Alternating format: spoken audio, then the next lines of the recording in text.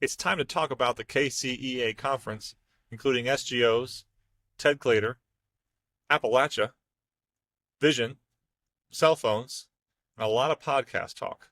The Christian Principals podcast is brought to you in partnership with the Herzog Foundation. But bear in mind, the views and opinions expressed here are those of the hosts and not necessarily of the Herzog Foundation.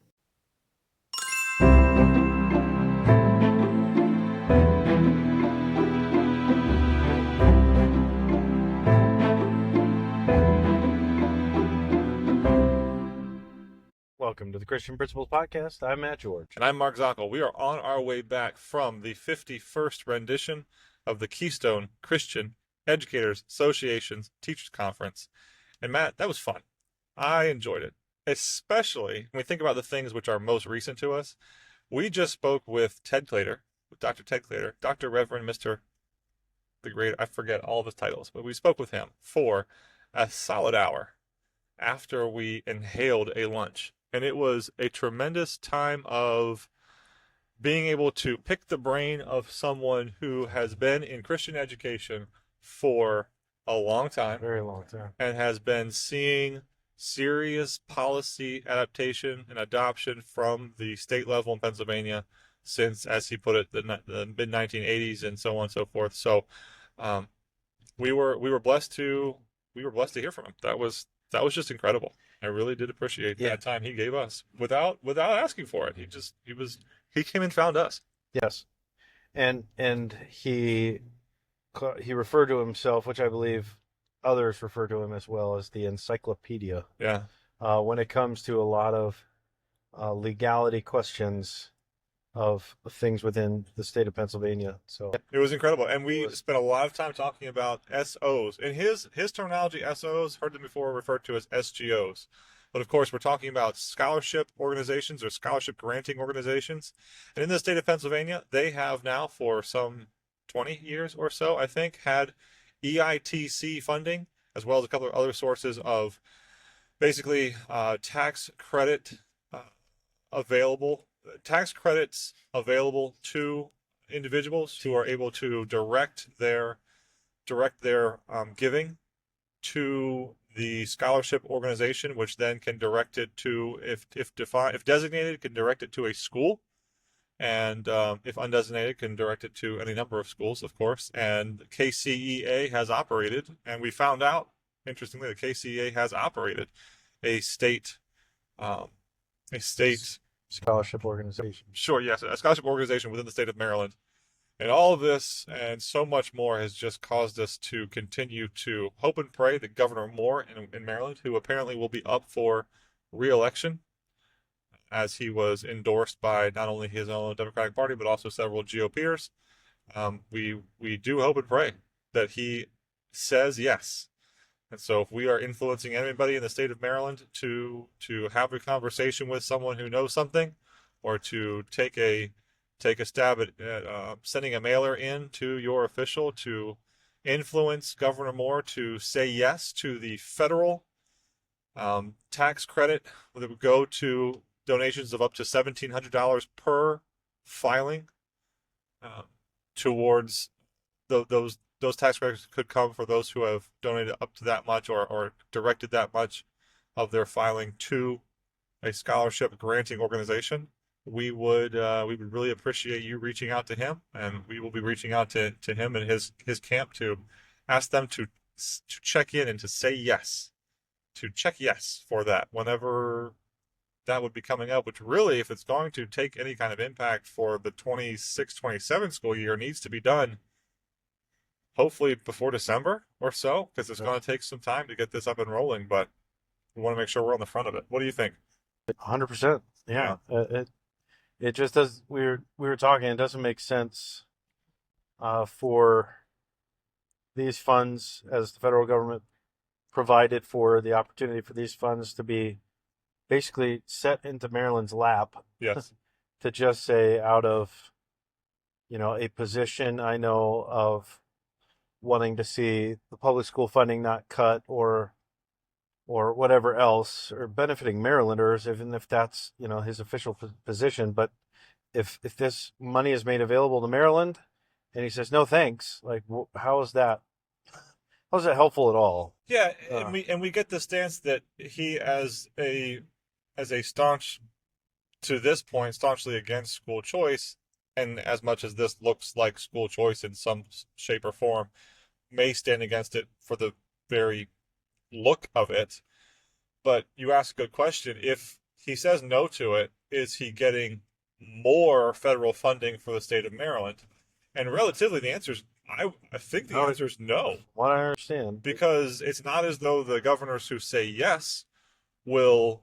The money is going. If the federal tax credit, as appointed through the One Big Beautiful Bill for SGO donations, if it goes through, people will be making donations to SGOs, period. End of story. It's going to happen. So the federal contribution to public education is going to shrink. Now, just for all of our listeners to remember, the federal money to state education associations, it does not make up their whole budget.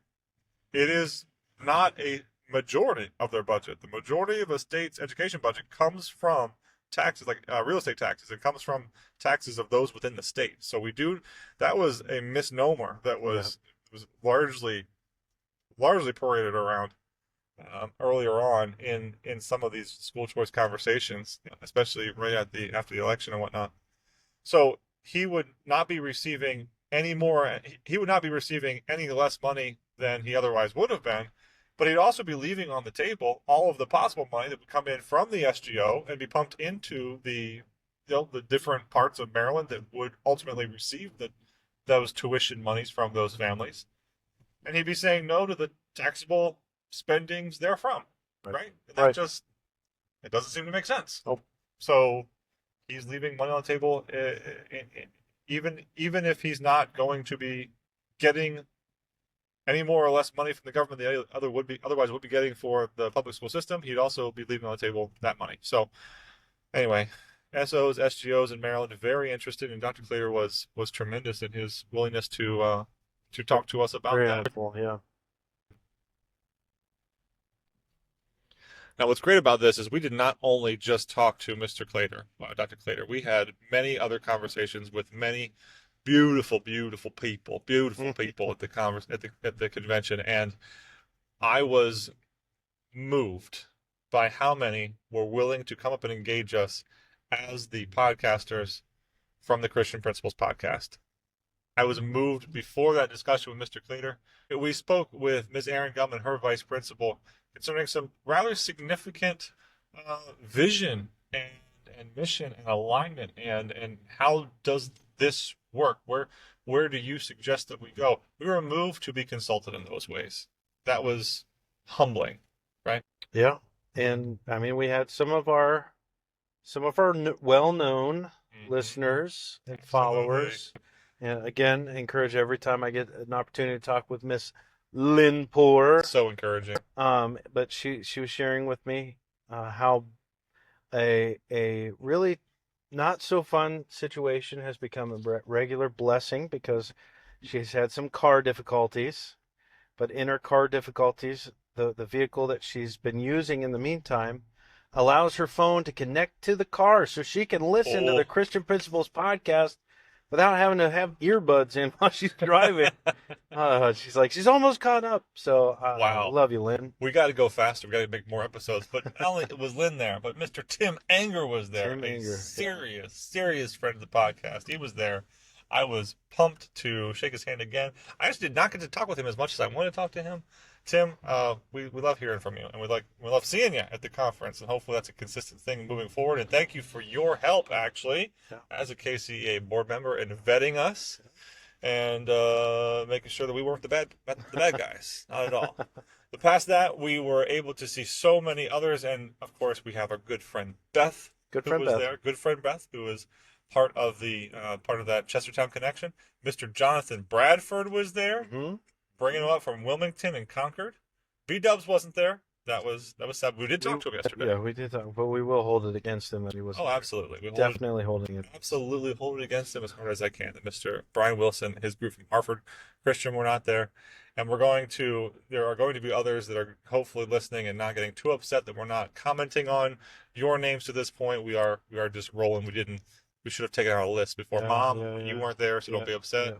Your sisters were there. My sisters were there. Do they listen? I don't know if they listen to the podcast. I know my sister that doesn't live here does. Okay. And her husband. Okay, well that's out in the mountains of Idaho. Mountains of Idaho. But yeah, but we had great conversations. Absolutely. Apart from just sibling talk, so it was wonderful. We were the first time we were able to go and to be exhibitors for the podcast. Yeah, the podcast. And we are thankful for our partners, the Herzog Foundation, who helped us do that. In fact, let's go ahead and hear it from them. Let's go ahead and hear from our partners, the Herzog Foundation, as we were able to pass out so much information and hear back from various people, including a lady considering a calling to go back to her home state of Maine and to help open a Christian school with the aid of the Herzog Foundation School in a Box. So let's hear from them now.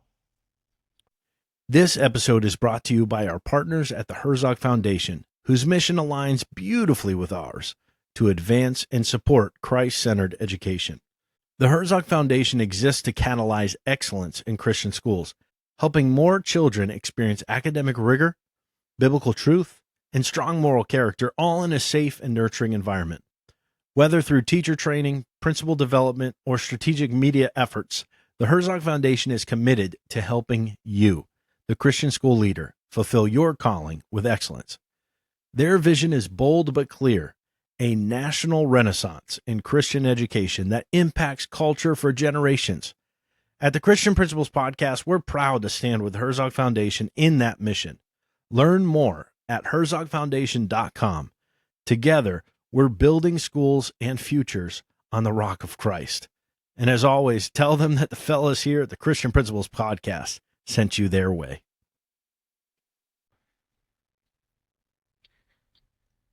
Speaking of Herzog, it was really awesome to share as we were sharing the podcast, and a lot of people, we won't hold it against them. We're unfamiliar with our podcast. It's okay. So I was very glad to be able to sharing that with them. Very excited by how many people had never heard of the Herzog Foundation. Yeah. And had the great opportunity to spread the awareness, spread the good news of what is available to them. It was such a blessing to be able to offer them something that is not just another option that they have to consider putting their money towards, but in this case, it's much less their money and just more their time because of the option for professional development, which is offered through the Herzog Foundation. So thank you for that. We were also able to rep the Herzog Foundation during our 3 workshops. We're going to talk about one of those workshops in a future. We're going to react to a discussion we had in the cell phone block workshop, which we had, so we won't spend a lot of time talking about that one. But we will say that Thursday was our cell phone bell-to-bell ban workshop. Our thesis was basically we need to lean away from cell phones and have a ban on them, and then working through the intricacies of what that looked like and the differences for different schools. That was only attended by 5 or so people. But then this morning, and we would have missed this morning. If it was not with format, we would have missed the detail-oriented, I am, I'll tell you. Somehow I missed that our second workshop was a workshop which started at 8 in the morning. Yep. I was not expecting. And then Mark says, we can try to get in there around 8:30. Yeah. Like, well, that would be kind of rough. It would be difficult. Since our workshop will be halfway over by that point. Shouldn't do that. We should be there. Yeah, I was, for whatever reason, I was remembering we had one around lunchtime, and then I was thinking we had one later in the morning. But that was not the case. We were the first ones to go. So, but I was encouraged because this was the principal's timeline, and we've been working on this timeline even late into the evening beforehand. Though it was largely done. It was more just how are we going to tie in the details and what level of details do we want. I had actually taken out a bunch of slides. I want to put them all back in. Yeah, to be clear, this is one session where we did the entire timeline. Yes. All year in one session. So you can only imagine how difficult that would be, as we've spent how many episodes so far? We got 3 months yet 3 left, yep. to do. And we haven't even finished here on the pod. But it takes us what? 35 minutes to get through 1 month, and we're taking 50 minutes to get through all 12. So we flew, and only like good friend Todd Comstock had a real hard time staying awake. Like he was in the back, he was fighting it. Oh, it's okay. We're tight like that. It's fine. Like Todd, he's a big guy. He can handle it. But Todd, he was the only one who was really having trouble staying awake. It was the first workshop of the day. But we saw friends from Beighle there. We saw friends from Granite, Mr. Mahoney. We saw Cedar Grove there. It was we had Todd Comstock there from Carroll, and then Concord was there. My former administrator. Oh, yes. And the administrator of my alma mater as well. Mr. Poole, Mr. Plants, Mr. Boole. There we go. I was thinking Poole and Plants and one. Mr. Boole. Mr. Plants. Awesome. There and others. So many Lynn others. Poole. I was moved this morning by their attention, by their willingness to be engaged with us, and by the fact that that's the biggest workshop I've had at KCEA so far. That was the biggest one to that point. That was big. That was the biggest one. Hopefully it wasn't a letdown. I know, right? I hope you all enjoyed it. But I also felt as though the feedback that we got off the cuff was, yes, in fact, Mr. Matt Beighle told us that he had just worked through an institution's administrative leadership master's program, and he had never received a resource like that. And he thought to himself, you think that they would give me a resource like that? Yeah. That would be so obvious as to say, this is kind of what you should do throughout the year. So that made me feel good. It did. It made me feel bad, but good. It's also, it's understandable, as we've even talked about every time we go through another one of these every month, there's so many variants of how we operate within a year, our different sizes of schools, our different sizes of administration, Sure. So when you're the only administrator and you're responsible for everything, like obviously this might be a more valuable piece of information than for one that can really focus in on just fewer items. Yeah. So yeah, it's understandable because it's a big undertaking, but that doesn't make us, the co-hosts of the Christian Principals podcast, shy away from this mountain of a project that we believe we could have very much benefited from. Absolutely. We have. Absolutely. We will take that elephant. We will bite its tail. We'll bite its tail again. The tail's probably the easiest thing to bite off. That's where you start. So, how do you eat an elephant? Start with the tail. That's how you eat the elephant. So we're doing that. But then today was a day of long conversations at our booth. Yeah, we did not. I don't feel like today there was ever a breaking point. No, it was nonstop today. The voice hurts, and it will continue to hurt because we have been just go as far as voices, as far as speaking goes, and that's a blessing. I'd rather leave there hoarse than leave there with too much voice left. At the table, the exhibitor across from us. I don't know if he opened his mouth. Never.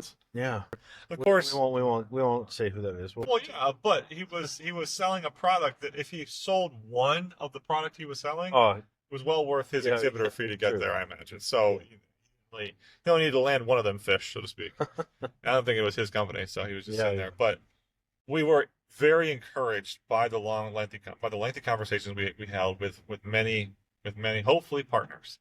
But then, for me, maybe not for you, for me, the best workshop we had or the one I enjoyed the most, and it's probably because I spoke the most in it, was our vision workshop. And I was getting heated under the collar. Tell you what, I was working myself into a lather. It was feeling good. I had to be the watch guy for that one. Yeah, he was. Because we definitely would not have finished. No. We got 1 minute. We got 1 minute, bro. So in our final workshop, workshop was entitled Stop What You're Doing or Stop Winging It. It's time for your leadership team to have a vision meeting now. And so Matt set the table, introduced who we were, talked about how we've been operating, talked about what the definition of vision would be, gave some examples from Tesla, Amazon, Airbnb, talked about our podcasts and what our podcast mission would be versus its vision. And they kicked it off to me, and I spent the rest of the time, maybe 30 minutes, just sharing my soul on the annual, formal, purposeful vision meeting, which I hope every one of our institutions takes into account and makes occur. I really would love to see this happen, because if we would do this, if all of our institutions would take the time to do this, we would be stronger. And whereas in other workshops, we had spent a lot of time getting feedback, and that's what made it beautiful. This time, I was preaching. So I was not gathering as much feedback as I otherwise would have liked. But if I could peer into the room, and you tell me if I'm an idiot, but if I would peer into the room, I was seeing head nods and yeses and keep going. Well, and shake that bush kind of eyes. What were you saying? To just illustrate that, we asked the question of how many of you actually know, number one, that your school has a vision statement, Yep, or has a vision meeting, annual vision meeting, purposeful vision meeting. And out of everyone in the room, which it was also very well attended, there was only one person to raise their hand, one school. But that's it. That was it. One institution. Yep. Out of the, I would say at least, because I think I can't tell if that was that one. That was at least, excuse me. The workshop for the vision was at least as well populated as the one that morning. Do you think it was about the same, or do you think it was bigger? It was about the same. It was a different room. Yeah. But I think we had more ministries potentially. Well, I don't know. It would be really close. I think we had more ministries the second possibly more ministries within the second one. Either way, very close. Yeah. But clearly, highly encouraging. Nobody else in the room was saying, "Oh yeah, we do this." Yep. It was no, we don't know what you're talking about. Yep.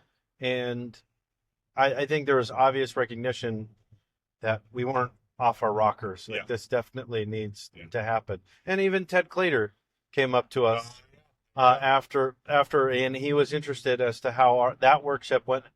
Oh, come on, Matt. He wanted to know specifically how that workshop went, because he told us he put out a newsletter before the conference highlighting this workshop, saying we need to be doing this if we're not doing this already. So that was pretty cool. It was cool. And that's what started a long conversation with him, that he was willing to come up and do that. He obviously was inspecting what he expected of his people throughout the day, because he was walking around with his walkie-talkie and his folder. He was ready to go. This is interesting. But all that being said, not only did we have a great time together, not only did we have a great time growing with other people, not only were we stretched and amazed and humbled by those listening to us, and got to pass out lots of stickers and things like that, but perhaps the best part of the opportunity we had to have an exhibitor's table there was to have a hot mic that we could then shove in the faces of different passersby, specifically of the teachers, so they could tell that hot mic what they appreciated about their principal, what made their principal the best.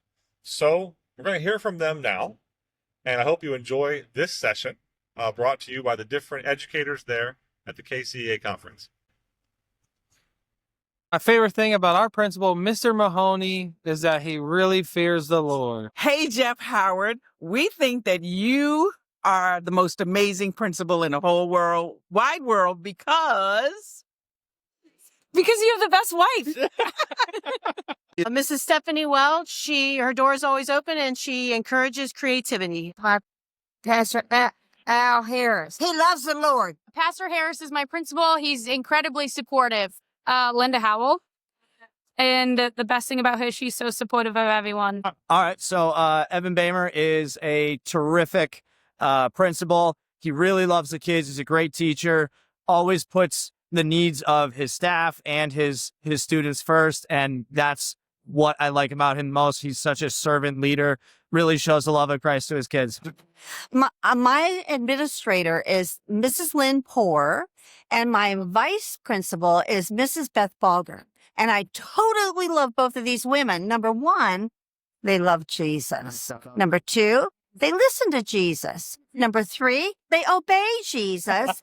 And number four, I could just go on infinitum. Thank you. Hi. Lynn Poor is the best because she is a wonderful example of a godly woman. She shares her faith regularly with her students, with her staff, and we just love her. There's nobody more competent than My principal's name is Todd Comstock, and he's just amazing because You can stop right there. We don't believe in that. What? Just kidding. I was going to say, what? He's awesome. He's also a math teacher like me, and he listens to us as teachers, which is amazing. some issue down. I love our administrators, Mr. Comstock and Mrs. Haynes. Mr. Comstock always makes every day interesting and fun with his sense of humor. And Mrs. Haynes is just very compassionate, very kind, helpful to all of us, and a servant leader. She gives of herself. My principal's name is Jill, and she is the best because she's my wife. And she's also a great leader in her school. My principal's name is Jeremy Belts. One of the things I appreciate about him the most is that I get to see what he does after hours sometimes, and he's very sacrificial. The ministry he does isn't just a job. I see him volunteering his time and his efforts and his energies even after hours when he wouldn't have to. So I can really tell that he cares about what he's doing. My principal is Jeremy Belts of Penview Christian Academy, and I have the privilege of calling him my principal, my colleague, and my friend. And I appreciate all that he does for our students. He cares about them, and he cares about us as teachers, both in and out of school, and he cares how you are. Yeah. So I can Thank you, Jeremy. Principal Belts is even-keeled, and he is honest, but sometimes he can also be frank, which is good because he's not just going to gloss over everything. My principal's name is Jeremy Belts. It's an honor to serve under him. He loves his family. He loves his students. He loves his teachers. And I really appreciate the fact that he prays for all of us. My name is Jennifer Habecker. I'm the third grade teacher at Penview Christian Academy, and I wanted to take a moment to let you know about my principal, Jeremy Belts. He genuinely cares about each individual. He takes the time to listen to what we teachers are going through. He's never too busy to listen to our concerns, and he genuinely cares about each student and what we staff are going through. He's always very supportive, and he takes action if necessary.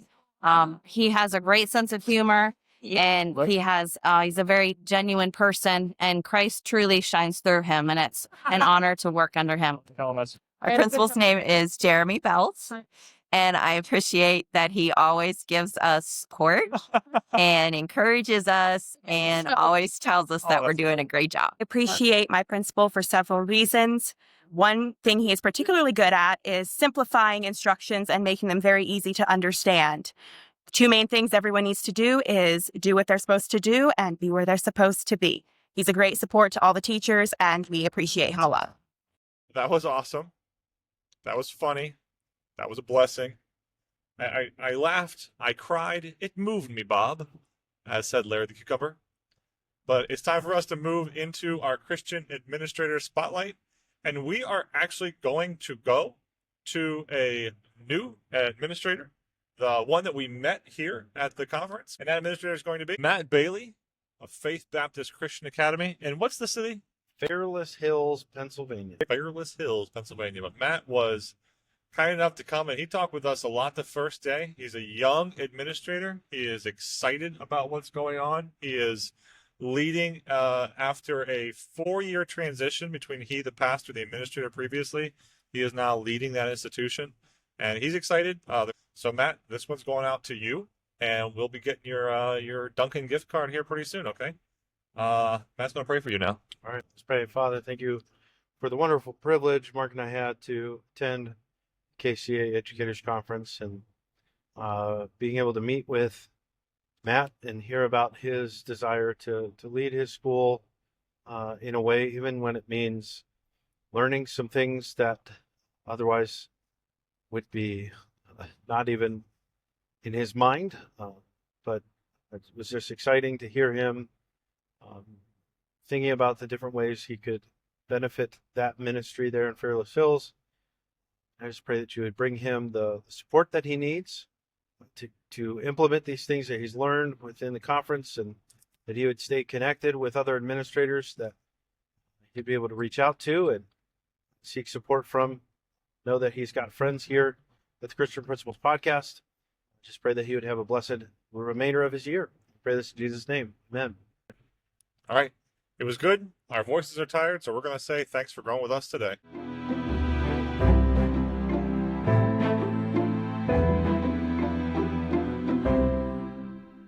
Before you go, please be sure to hit that follow button on Apple Podcasts or Spotify. Also, on Spotify, be sure to tap the star icon near the top and select the number of stars you'd like to give us. We'd be so grateful for 5. On Apple Podcasts, scroll down to the ratings and review section and then tap write a review to share your thoughts of the podcast. Thank you.